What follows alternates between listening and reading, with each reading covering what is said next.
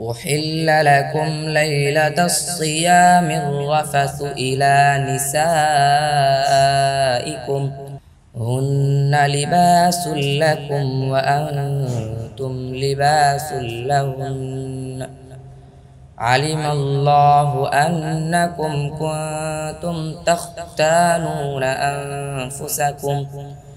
أنفسكم فتاب عليكم وعفى عنكم فالآن باشروهن وابتغوا ما كتب الله لكم فكلوا واشربوا حتى يتبين لكم الخيط الأبيض من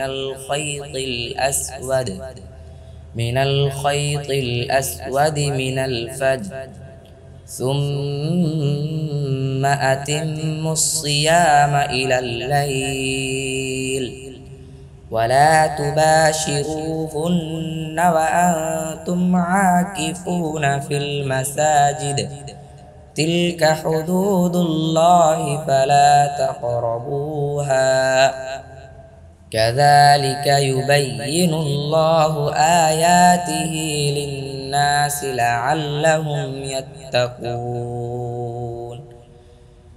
187 সিয়ামের রাতে তোমাদের জন্য তোমাদের স্ত্রীদের নিকট গমন হালাল করা হয়েছে।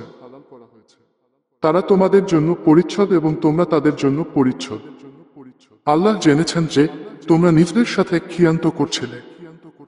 অতঃপর তিনি তোমাদের তাওবা কবুল করেছেন এবং তোমাদেরকে ক্ষমা করেছেন।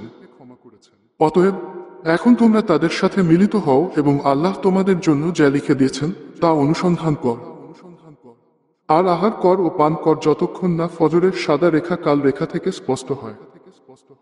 অতঃপর রাত পর্যন্ত সিয়াম পূর্ণ কর। আর তোমরা মসজিদে ইতিকাফরত অবস্থায় স্ত্রীদের সাথে মিলিত হও না। এটা আল্লাহর সীমারেখা, সুতরাং তোমরা তার নিকটবর্তী হও না। এভাবেই আল্লাহ তার আয়াতসমূহ মানুষের জন্য স্পষ্ট করেন যাতে তারা তাকওয়া অবলম্বন করে।